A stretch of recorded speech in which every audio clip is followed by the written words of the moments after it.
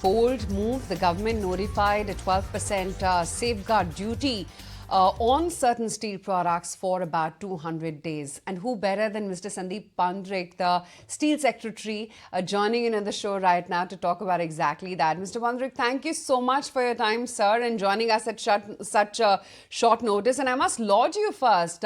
What a strong move to try and tackle prices and Chinese dumping.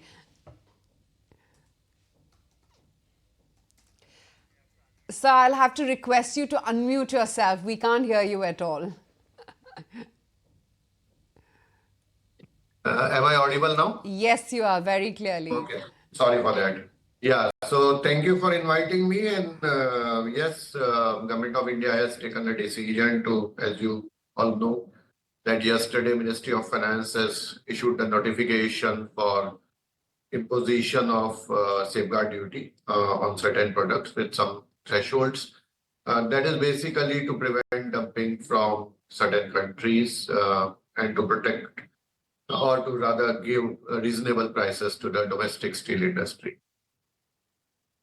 Mr. Poundrik, I mean, while this does remove months of overhang and puts that behind us, do you think 12% is really sufficient right now? What is it that you're hearing from industry as a feedback? So, see, basically, as you know, that this is a WTO compliant quasi-judicial process through which safeguard duty is imposed. And when the industry filed an application with Director General of Trade Remedies, DGTR, he has given his preliminary findings that a 12% safeguard duty will be sufficient to offset the dumping being done or to prevent the injury to the domestic industry. Now, DGTR will conduct further investigation and he will give his final findings. Normally, it takes about 8 months for DGTR from the initiation of the investigation to give his final findings. So since the initiation, I think, was somewhere around January, we can expect the final findings somewhere around August of 25. And then in the meanwhile, DGTR will hear all stakeholders, industry and other stakeholders. So based on the final recommendations or final findings of DGTR, the government will take further decision either to modify, continue the duty. So that will be based on DGTR recommendations after the final findings are taken out by them.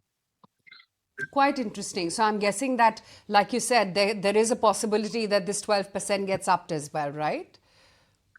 So I'm saying that DGTR will have a final, he will investigate further, come to a conclusion and give his recommendation. Based on that, government will take a decision either to modify or to continue. Because as you know, as per the notification, this duty can only go up to 200 days.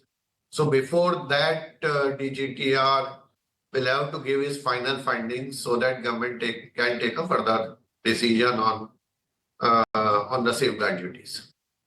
Sure. Other than duties, Mr. Poundrik, are there any other measures which are under consideration to try and support the domestic steel mills from the influx of cheap steel into the country? So basically, see, there are, as you know, there are various tariff barriers. One of that is what we just discussed, the safeguard duty. The other is anti-dumping duty. As you know, there are already some anti-dumping duties in place, especially for stainless steel products, also for this electro-galvanized steel. So certain products, there are anti-dumping duty from certain countries like China, Vietnam, they are already in place. Two investigations are being done by DGTR. One is I think from China for cold CRNO, what we call CRNO, cold rolled non-oriented steel, and the other is for hot rolled steel from Vietnam.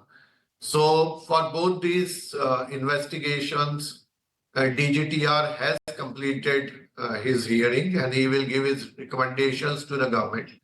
I expect pretty soon. Then government will take a decision. So there are some measures already in place.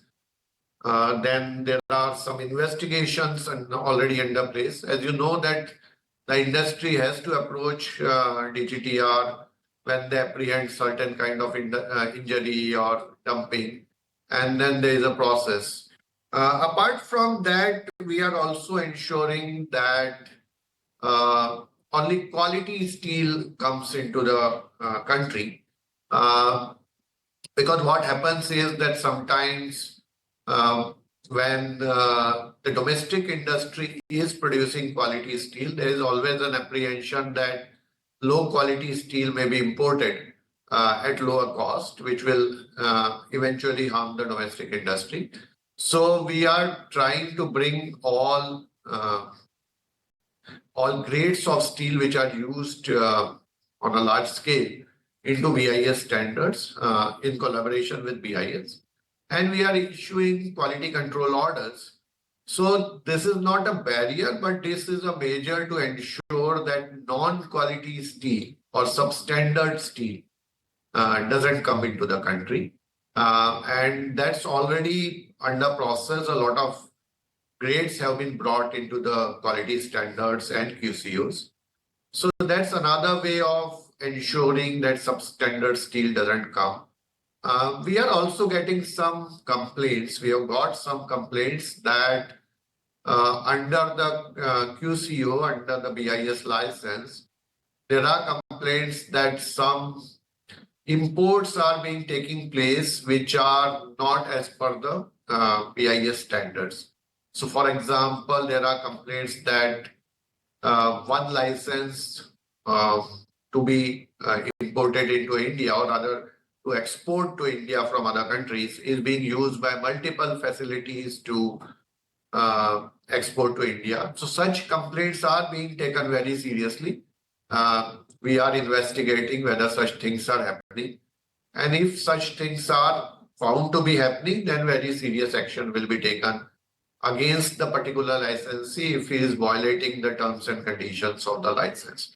So these are various measures to ensure that quality is ensured and domestic steel industry gets reasonable prices, because as I have said earlier, it is important for domestic steel industry to grow because our consumption is growing so fast.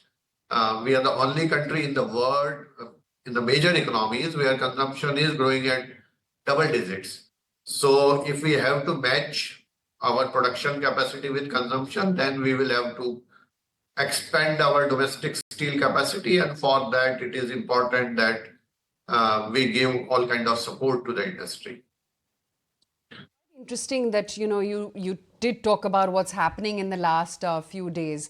But sir, if need be, is the government open to increasing the period beyond 200 days or even increasing the safeguard duty? That, of course, you told me about.